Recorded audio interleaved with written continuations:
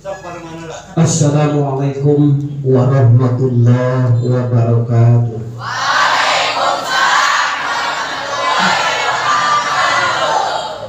Bismillahirrahmanirrahim. Alhamdulillahilladzi arsala rasulahu bil huda wa dinil haqq liyudhhirahu 'ala ad-dini kullihi walau karihal musyrikun. Asyhadu an la ilaha illallah al-malikul haqqul mubin wahdahu la syarika lah wa asyhadu anna muhammadan abduhu wa rasuluhu la nabiyya ba'da. Allahumma salli wa sallim ala sayyidina wa maulana Muhammad wa ala alihi wa ashabihi wa barik wa sallim, amma ba'd. Ayyuhal hadirun ittaqullaha haqqa tuqatih wa la tamutunna illa wa antum muslimun. A'udzu billahi minasy syaithanir rajim. Bismillahirrahmanirrahim. Laqad zayyana as-samaa'a ad-dunya bimasabih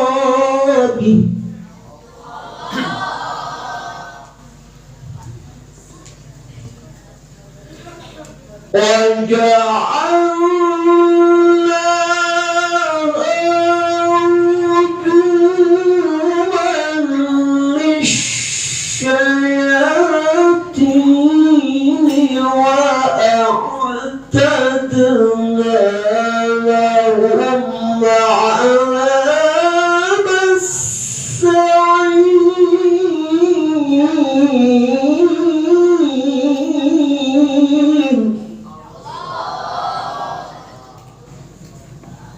Tak saeutikna minimal gitu atau ngaji teh ulah marengha.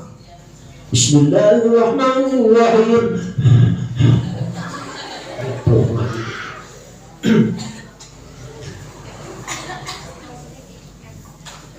Bapak Kepala Sekolah yang saya hormati, para Dewan Pendidik dan Kependidikan yang saya hormati,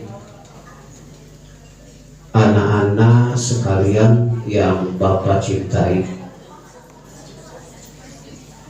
rasa-rasanya tiada lagu yang lebih merdu dan syahdu, tiada kata yang lebih indah dan megah. Seribu bahasa sampai sejuta kata mutiara tak sanggup untuk menandingi indahnya kata syukur kepada Allah. Maka oleh karena itu pertama-tama marilah kita panjatkan puji dan syukur kepada Allah yang Maha Kuasa, yang nikmatnya tidak terukur. Dari mulai tukang cukur, tukang bubur, tukang bajigur sampai insinyur dan gubernur sama merasakan nikmat Allah. Allah yang Maha Asih, yang asihnya Allah tidak pilih kasih. Baik itu orang yang suka sholat maupun tidak, baik itu seorang durjana ataupun sarjana, baik itu seorang melarat atau konglomerat, sama semuanya dikasihi oleh Allah. Dan Allah Maha Penyayang, yang sayangnya Allah tidak pandang orang. Apa itu dia seorang Muslim, apa itu dia seorang Yahudi, seorang Nasrani, seorang Majusi, bahkan seorang ateis pun, orang yang tidak mengenal Allah, semuanya disayang oleh Allah.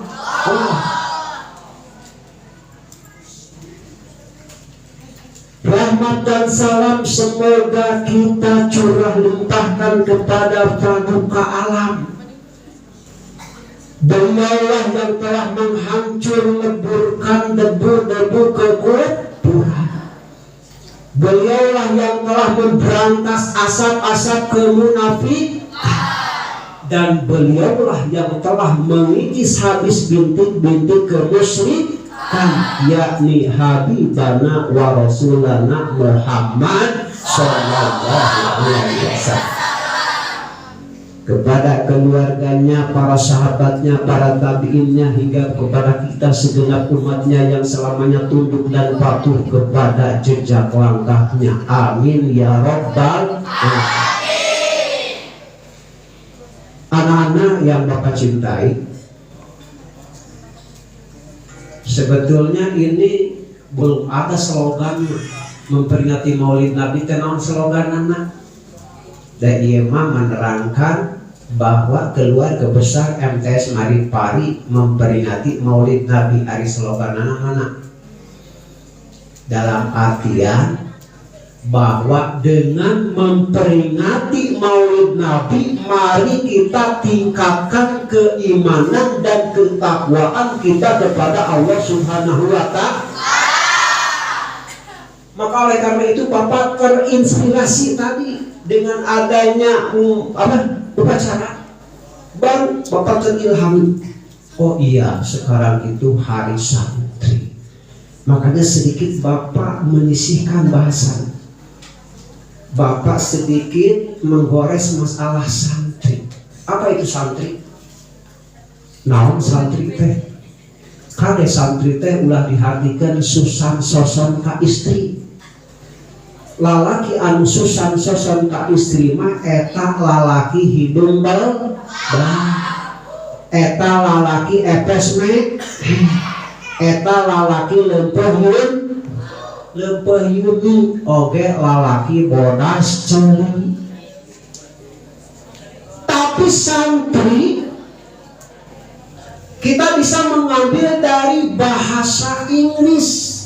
Santri itu terdiri dari dua suku kata. Yang pertama san, yang kedua tri. Apa itu arti san? Nah, san itu adalah matahari. Tri adalah tiga, berarti santri itu adalah tiga matahari. Jadi kamu itu harus menjadi tiga matahari. Dan tiga matahari itu diumpamakan satu iman, dua Islam, tilu ihsan. Ayah si ihsan dia. Yang pertama iman. Apa itu arti iman? Percaya secara lugawi, percaya cik secara istilah. Di akidah halak aya kata halak, di akidah halakna al iman antumina billah wa malaikatihi wa kutubihi wa rusulihi wa yaumil akhiri wa bil qadari khairihi wa syarrihi min Allah ta'ala. Yang pertama iman kepada Allah, kedua ke malaikat Allah, ketiga kepada kitab Allah, keempat kepada Rasul Allah, kelima kepada hari akhir, yang keenam kepada qada dan qadar, yang baik dan yang jelek tetap itu merupakan ketetapan Allah yang dikumpulkan dalam rukun iman. Ada dina rukun ulah apa rupa teu nyamangaran. Tahu? Rukun tenang tubuh. Rukun itu tubuh. Jadi yang baru disebutan itu dikumpulkan dalam satu rukun, dalam tubuh yang menjelma. Jadi rukun iman. Yang kedua Islam. Apa itu Islam? Nah, Islam teh arti secara bahasa bisa pasrah, bisa selamat. Tapi kalau secara istilah Islam itu artinya al-Islamu dunia ala khamsin syahadatin an la ilaha illallah wa anna muhammadun rasulullah wa iqamis shalah wa ita'iz zakah wa shaumi ramadan wa hajjul baiti man istata'a ilaihi sabila. Itu Jadi Islam itu didirikan atas 5 perkara. Yang pertama syahadat, yang kedua mendirikan, yang ketiga mengeluarkan, yang keempat puasa bulan naon, isi salah bulan Syawal. Yang kelima naik haji bagi orang yang mampu untuk menunaikan haji. Itu 2.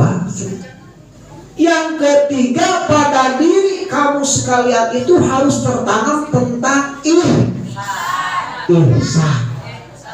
Awas, ihsan dengan tadi si ihsan itu. Apa itu ihsan? Kira-kira alat non ihsan teh kudu katalar atuh. Ladang tina sakola teh kudu apal asup kana otak. Kamu teh asup kana otak mah eta lain Jadi eta mah ilmu nate al ilmu bitaswir, ilmu menang mirot dina kertas secemir. Tapi ilmu mah anu geus asup kana otak eta ilmu. Jadi kudu jadi ilmu ladang tina sakola. Jadi anu disebut ihsan teh al ihsanu anta budallah ka'annaka tarah wa illam yakun tarah fa innahu yarak. Jadi kamu harus beribadah kepada Allah itu seakan-akan kamu melihat Allah. Dan apabila kamu tidak melihat Allah, sesungguhnya Allah melihat kamu. Jadi kamu dalam beribadah itu seakan-akan dilihat, seakan-akan diawasi oleh Allah. Kalau ibadah kita merasa diawasi oleh Allah, maka kita akan beribadah dengan sungguh-sungguh. Kita beribadah akan khusyuk. Seperti hanya seorang karyawan yang sedang bekerja diawasi oleh pemimpin perusahaannya, atau seorang pekerja di sawah kemudian dilihat diawasi oleh si pemilik sawah bakal rumah digawena. Bener-bener dasieun teu kapake. Nah, kita pun demikian dalam melaksanakan ibadah itu harus tertanam sifat ihsan pada diri kita supaya betul-betul ibadah kita itu berkualitas. Ulah asal-asalan ibadah. Itu yang pertama. Pengertian daripada latar belakangnya sudah dibahas tadi oleh Bapak Kepala Sekolah. Bapak cuma mendefinisikan apa itu santri. Dan yang kedua, dengan peringatan santri itu awas, kita bukan hanya sebatas memperingati hari santri. Hari peringatan ke santri diperingati, hari kana ngaji kaluli-luli, itu mah atuh sawaja bohong.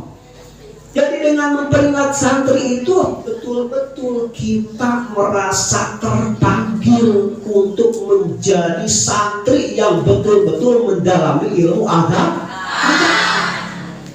Harus santri diperingati hari kana ngajina. Kedua, jadi yang ketiga, dengan memperingati hari santri, kita ingat kepada para pahlawan, para ulama yang betul-betul sudah berjasa kepada bangsa dan negara. Perhatikan, kalau suatu bangsa dan negara tidak dibimbing dengan agama akan hancur. Awas. Kalau suatu bangsa dan negara tidak dibimbing dengan agama, itu akan hancur. Dengan kenapa orang Cina kapan agama kaum khusyuk? Memang kaum khusyuk, tapi tidak sedikit orang muslimnya. Orang Cina itu penduduknya 1,6 miliar, umat Islamnya 20 juta. Awas lensa detik orang Cina. Muslimnya itu 20 juta dari sekian banyak penduduk dari 1,6 miliar. Orang Indonesia penduduk kurang lebih 230 juta, itu penduduk umat Islamnya mayoritas. Kalau dulu hampir 99%, walau alam sekarang entah berapa persen. Kalau sekarang ibarat ada 85%, kalau yang betul-betul melaksanakan syariat Islam, wallahu alam apa 50% ada atau tidak ada. Kalau dilihat daripada perkembangan generasi-generasinya yang sudah mulai malas dalam belajar untuk mendalami ajaran agama. Karek SMP, pakai nama gesloban itu ngaji, gespareng ngaji karek SMP oke. Kuda esa babara ese, dan bapak dikoreksi, masya Allah kalau banget kelas hiji SD sampai kelas genap, kelas hiji SMP, mau kudu tingkat mana? Awas, kita harus merasa terpanggil dengan adanya peringatan hari santri. Itu saja yang masalah santri. Sekarang peringatan yang kedua yakni Maulid Nabi. Kamu menyebut Maulid atau Maulud? Rek Maulid, rek Maulud tenanawan. Ngan beda hartina. Lamun Maulud mah eta hartina teh dilahirkeun. Lamun Maulid mah hartina waktu lahir. Kan sabab ari Maulud mah kalimatna isim maf'ul. Tina walada yalidu lidah tawawal dan bahwa lidut wada ka mauludun. Jadi maulud teh hartina dilahirkeun. Lamun maulid hartina waktu lahir, sabab eta isim zaman. Sami sareng tadi ari asalna mah walada yalidu lidah tawawal dan bahwa lidut wada ka mauludun. Lid la kalid maulidun maulidun. Jadi bisa isim zaman, bisa isim makan, bisa diartikan waktu lahir, bisa diartikan tempat lahir. Maulid. Nah, sekarang tema yang akan Bapak sampaikan pada peringatan Maulid Nabi ini yakni Bapak mengambil dari salah satu firman Allah Subhanahu wa Ta'ala dalam Al-Quran, surat Al-Mulk ayat 4. Satu kali lagi. Sumber Bapak mengambil dari salah satu firman Allah dalam Al-Quran, surat Al-Mulk ayat 4. Karena cenah ayatnya tadi sudah dibacakan, yang artinya walaqad zayyana, dan sungguh telah aku hiasi as-sama adunya, langit dunia, bimasobih, dengan bintang-bintang. Waja'alnaha rujuman lisyayatin, dan aku telah jadikan bintang itu untuk melempari setan-setan. Wa atana lahum adab syair, dan aku telah sediakan bagi mereka adab dari api neraka syair. Perhatian, jangan ngobrol, lihat, fokus. Sekarang kita bahas ayat tersebut. Yang pertama, bahwa Allah Subhanahu wa Ta'ala menciptakan bintang-bintang itu adalah untuk penghias langit dunia. Bahkan bukan hanya sebagai penghias langit dunia, bisa saja dengan adanya bintang bisa menghiasi di saat-saat dalam kesunyian atau kesepian. Contoh misalnya, ketika kamu sedang asik ngobrol dengan kekasihmu yang dicintai, di waktu malam disaksikan dengan bintang-bintang yang berkedip-kedip, kemudian ditiup dengan angin yang sepoi-sepoi, seakan-akan dunia milik kita berdua, yang lain hanya ngontrak. Itu indahnya luar biasa. Jadi bisa menghiasi di saat kesepian dan kesunyian. Kemudian yang kedua, Allah menciptakan bintang itu untuk melempari setan. Nah, kurang kenapa setan dibaledor ku bintang? Ceritanya panjang. Perhatikan cerita lagi ya. Dulu sebelum baginda Rasul dilahirkan ke muka bumi dan diutus menjadi utusan Allah, langit itu tidak dijaga oleh para malaikat, sehingga setan bebas berkeluyuran ke langit, sehingga bebas untuk berlalu lalang ke langit ke bumi, bolak-balik ke langit ke bumi terus. Tidak dijaga. Itu sebelum baginda Rasul dilahirkan ke muka bumi, sehingga si setan secara leluasa bisa mendengarkan perbincangan para malaikat yang telah diberi berita oleh Allah tentang kejadian-kejadian yang akan terjadi di muka bumi. Termasuk qada dan qadar yang sudah disampaikan oleh Allah kepada malaikat didengarkan oleh si setan. Nah, setelah setan mendengar perbincangan dari para malaikat, kemudian pergi ke bumi. Kemudian berita tersebut disampaikan kepada para dukun, disampaikan kepada para penyihir, disampaikan kepada paranormal lamun ayeuna. Palingan atuh baheula sok aya istilah dukun lepus paraji sakti. Dan memang asli keneh beritanya. Bahwa dukun masih banyak dipercaya oleh masyarakat yang bertanya tentang kehidupan.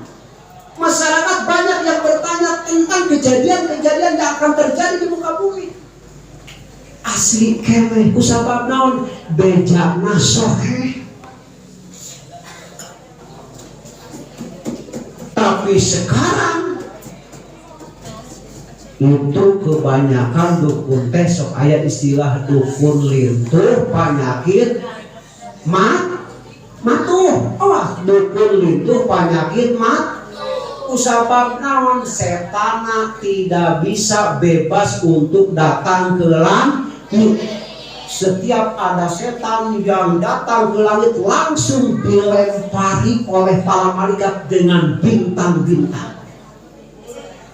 Sehingga setan yang kena dilempari oleh malaikat, yang ada kena ini apa? Sampai bolong. Perhatikan. Bapak berdiri, tapi mau apa? Perhatikan. Ketika setan dilempari oleh para malaikat, ada yang mengenai punggungnya sampai bolong, lalu si setan itu menjadi kunti. Apa? Menjadi kunti. Jadi kamu jangan percaya kepada berita daripada orang tua. Bapak juga pernah mendengar cekolot baheula yang kunti teh tina asana aya ibu anu ngandung keur meujeuhna gede, ngandungna 7 bulan 8 bulan, tuluy eta si ibu maot teu kaburu ngajuru tah mungkin teh cenah sok jadi kunti. Itu bohong. Pernah mendengar? Bapak juga pernah mendengar cekolot baheula kunti teh kitu. Namun ayah anu hamil besar kemudian meninggal dunia tidak sempat melahirkan sok jadi kunti cenah eta teh tahayul. Jadi kunti teh anu asalna setan anu rek naik ka langit tuluy dibarekeun ku para malaikat kena kana tawongna bolong jadi kunti.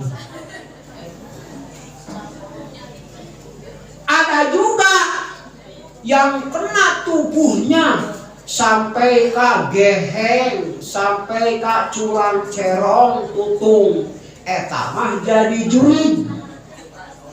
Anu sok ayana teh di walungan-walungan, atanapi di kali-kali cek urang mah di solok-solokan. Matak lamun aya bahasa kolot nyebutkeun aya jurig, karena percaya. Dan memang aya jurig mah.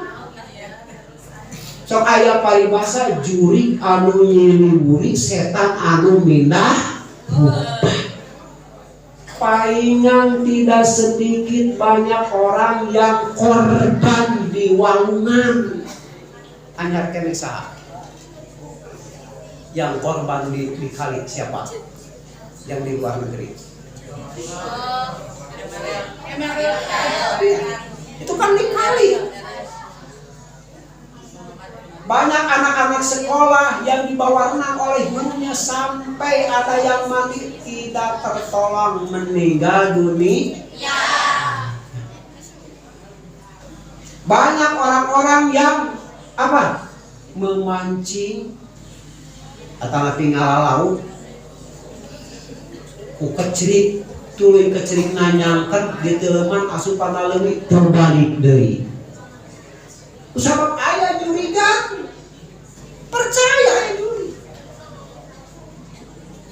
anu ngageugna eta kali. Makanya kita harus berhati-hati kalau kita nyebrang ka solokan atau ketika kita mau berenang harus membaca doa. Apa itu doanya? A'udzu bi kalimatillahi tammati min syarri ma khalaq. Sok baca 1 2 3. Sok artikel. A'udzu aku berlindung bi kalimatillahi dengan kalimah Allah atamati yang sempurna min syarri ma khalaq dari jeleknya makhluk yang diciptakan oleh Allah. Teu apa cenah doa eta? Baca we ayat-ayat Al-Qur'an anu mirip jeung eta. Surat naon? Surat naon? Al-Falaq. Qul a'udzu birabbil falaq min syarri ma khalaq. Ayat min syarri ma khalaq. Wa min syarri ghasiqin idza waqab wa min syarri nafasati fil 'uqad wa min syarri hasidin idza hasad. Kade bisi salah doana. Rek maca doa anu bieu kalaka maca doa rek dahar.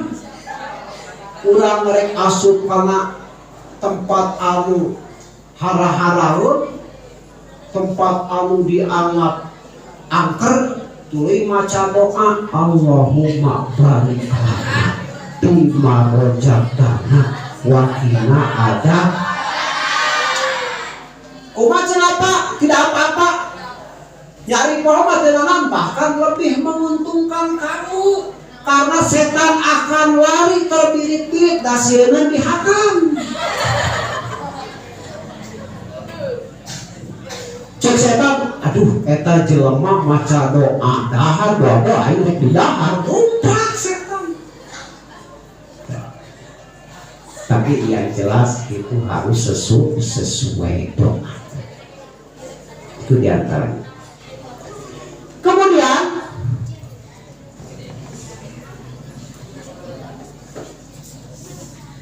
tanda-tanda bahwa Nabi akan lahir ke muka bumi dikarenakan Nabi itu seseorang yang istimewa, seseorang merupakan pilihan Allah, sehingga ketika akan lahir pun ditandai dengan sesuatu yang di luar nalar kita yang disebut dengan khawarikul adat. Perhatian. Apa tanda-tandanya ketika Nabi akan lahir ke muka bumi ini? Yang pertama, perhatian, yang pertama, terjadi pada seorang raja di suatu negara yang bernama negara Paris. Ada seorang raja yang bernama Raja Sasan. Sama si Hasan, Raja Sasan. Raja Sasan itu bermimpi yang sangat mengejutkan dan menakutkan. Mimpi apa itu? Tidak diutarakan oleh si raja. Cuman raja mengumpulkan paranormal, para tukang sihir, para dukun, tetapi para tukang tujum, tukang norah dikumpulkan. Si dia cenah para dukun, tukang sihir, ada dia. Kaula teh ngimpi, tapi ku kaula moal diterangkeun mimpi naon kaula ngan kaula hayang minta jawaban di aranjeun da aranjeun mah selaku pesihir selaku dukun bakal apal ari kaula teh mimpi naon jeung naon dampakna tina eta impian kaula ceuk eta raja Sasan. Tuh, lihat eta para tukang sihir paranormal maranehanana kabehanana ngabetem tidak mampu untuk memberikan jawaban. Atuh lieur cenah kitu mah Gusti ngimpi naon abdi teu terang dina masalah eta mah teu tiasa terangkeun. Ngan upami keukeuh Gusti hoyong terang ayeuna mah Gusti kedah angkat ka hiji negara atawa Gusti ngutus ka hiji utusan supaya datang ka eta negara anu jenengan negara Bahrain dirinya aya hiji dukun anu sakti, dukun anu bener-bener weruh sajurung binara. Siapa namanya? Yakni Ki Sati. Siapa? Ki Sati. Itu luar biasa. Tuluy diterangkan tanda-tanda Ki Sati, dan tanda-tanda orang tersebut adalah orang tersebut tidak layaknya seperti manusia biasa. Apa yang tidak layaknya? Karena tubuhnya tidak bertulang. Jadi awakna teh wah tulangan leus. Aneh banget. Sehingga dalam kesehariannya Ki Sati itu cuma berbaring, tidak bisa duduk apalagi berdiri, karena tulang itu merupakan salah satu organ tubuh yang bisa menguatkan badan manusia. Ya Allah tulangan mereka kekuatan naon. Jadi nggak boleh mereka Ki Sati. Nah, terus itu langsung eta si raja ngutus kapatihna yang bernama Abdul Masih. Saha? Abdul Masih. Abdul Masih, bukan Isa Al-Masih, Abdul Masih. Nah, eta Ki Sati dia itu tidak sembarangan dikeluarkan oleh keluarganya, tapi bisa keluar sorangan. Tidak bisa sembarangan. Bisa keluar dalam 1 tahun sekali, 1 tahun sekali bisa keluar nanti. Kemudian pada satu saat dia dikeluarkan, dia ditaruh di atas piring, ditenang aja di piring, namanya piring paling maka ditaruh di atas piring yang besar yang terbuat dari emas. Kemudian Ki Sati dikeluarkan, lalu Ki Sati berbicara akan menerangkan tentang kejadian-kejadian yang akan terjadi di muka bumi. Termasuk si Patih tadi utusan Raja Sasan bertanya kepada Ki Sati mengenai impian yang pernah dialami oleh Raja Sasan. Cek eta Abdul Masih teh kieu kaula teh rek nanyakeun karena masalah impian anu pernah kaalami ku raja kaula. Cik pangekuhkeun ku anjeun impian naon anu pernah kaalaman ku Raja Sasan teh. Bisa teu eta Ki Sati. Cek Ki Sati kieu sanyana impian anu kaalaman ku raja anjeun teh eta Raja Paris, negara Paris kadatangan ku abrulan kuda anu ngabring eta kuda minuhan kota Paris. Tuluy digiringkeun ku urang Irak kaluar ti Irak. Ta eta akibatna takbirna dampakna tina eta impian teh yen dina hiji waktu eta maksudna kuda teh ditamsilkeun ka para sahabat yang dina hiji waktu bakal datang para sahabat ti Irak ka negara Paris. Eta negara Paris sakabehna bakal tunduk ku eta sahabat anu datang ti negeri Irak. Eta bukan hiji. Maka oleh karena itu begitu Kipatih datang ke rajanya yakni Raja Sasan, kemudian dijelaskan oleh Patih, maka Raja Sasan merasa bingung. Lama-kelamaan bala tentaranya terpecah-pecah yang akhirnya negara Paris itu hancur. Kemudian dikuasai oleh umat Islam. Yang pertama. Yang kedua, datangnya pasukan gajah. Sari numpakna gajah saha? Raja Abroh. Awas. Hei, duduk. Awas, duduk. Tong keluar. Oke, mau menang roh mah keluar. Perhatikan. Raja Abrohah datang ke negeri Mekah itu bukan berarti bersamaan dengan harinya dilahirkan Rasul. Masih ada tenggang waktu kurang lebih 6 bulan penyerangan Raja Abrohah. Setelah 6 bulan baru Rasulullah lahir ke muka bumi. Jangan bersamaan waktunya, bukan. Nah, apa tujuan Raja Abrohah datang ke negeri Mekah? Nah, tujuannya. Nah, ceritanya panjang. Perhatikan. Sebelum terjadi Abrohah datang ke negara Mekah, itu pertama-tama Abrohah melihat banyak penduduk dari negara Yaman yang melakukan ibadah haji dengan berbondong-bondong datang ke Ka'bah yang ada di kota Mekah. Raja Abrohah merasa iri, tidak enak melihat bangsanya melaksanakan haji datang ke Mekah. Bagaimana caranya supaya mereka bisa menunaikan ibadah haji di negara Yaman? Cek Abrohah kia, lamun kitu mah aing perlu nyieun gereja anu bentukna seperti Ka'bah.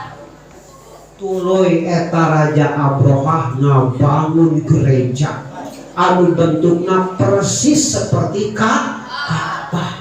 Bahkan gereja yang dibangun oleh Abrohah itu lebih indah, lebih mewah. Karena apa? Lampu-lampunya pun itu dibuat dari emas. Nah, cek Abrohah kieu ngumumkeun ka sakabeh negara. Umumkeun yang di negara Yaman ayeuna geus aya bangunan anu seperti Ka'bah. Jadi lamun aranjeun rek ngalaksanakeun ibadah haji teu kudu datang ka Ka'bah anu aya di negara Mekah, di negara Yaman teh geus aya Ka'bah sarua seperti tempat ibadah anu aya di Mekah. Sok wae nama daratana. Itu cek Abrohah. Tuluy Abrohah ngabentuk hansip pikeun ngajaga eta gereja. Dibentuk hansip. Abrohah amanat ka hansip cit lamun engke aya masyarakat anu hayang asup ningali kana kaendahan anak gereja sok idinan ku anjeun, terutama di mana lamun aya masyarakat Mekah anu datang hayang ningali kana kaendahan anak gereja, silahkeun ku anjeun sunah arasuh supaya maranehanna nyarahun nya dengan di negeri Yaman oge aya Ka'bah. Dina hiji waktu eta beja teh terdengar oleh masyarakat Mekah. Kemudian ada di antara kurang lebih yang dipimpin oleh Abdul Malik bin Kinanah.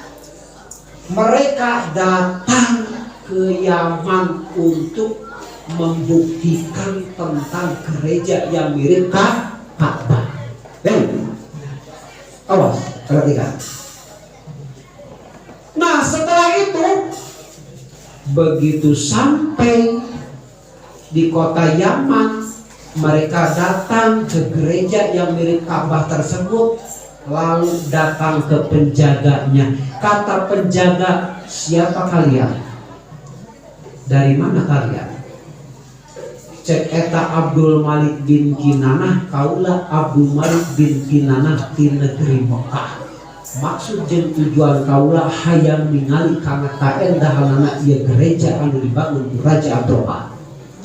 Cek eta hati, oh kalau begitu silakan masuk, silakan masuk. Di aku langsung.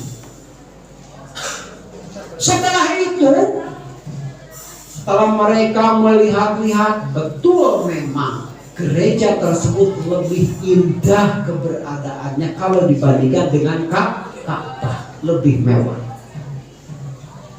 Kemudian terjadi diskusi antara orang Mekah tersebut dengan para hansip. Namun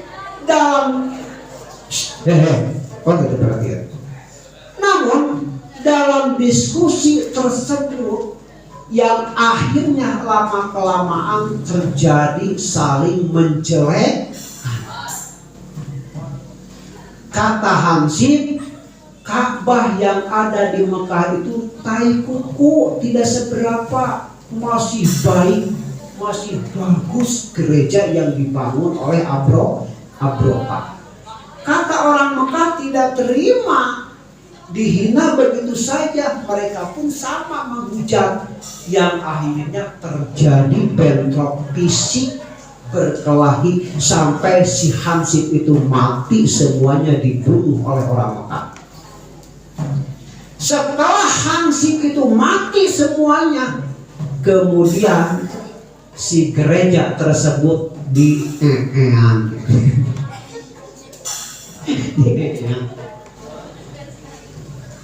semua penduduk Mekah yang 5 orang tersebut berak, buang air besar di dalam gereja.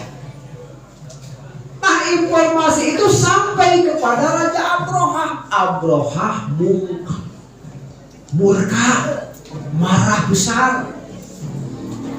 Kata Abroha, siapa orang yang telah berbuat sampai dia berani menghina gereja yang sangat dihormati oleh penduduk Yaman. Kemudian ada yang melaporkan bahwa yang telah membuang air besar itu adalah orang Mekah. Oh, kalau begitu kita harus mengadakan pembalasan kepada orang Mekah. Kita hancurkan saja Ka'bah yang ada di kota Mekah. Mari kita bersama-sama untuk merobohkannya. Kemudian Raja Abroha membawa pasukan yang sangat besar yang dipimpin oleh Raja Abroha dengan menunggangi seekor gajah yang sangat besar yang bernama Bapak Mahmud. Gajah nanti narante Bapak Mahmud.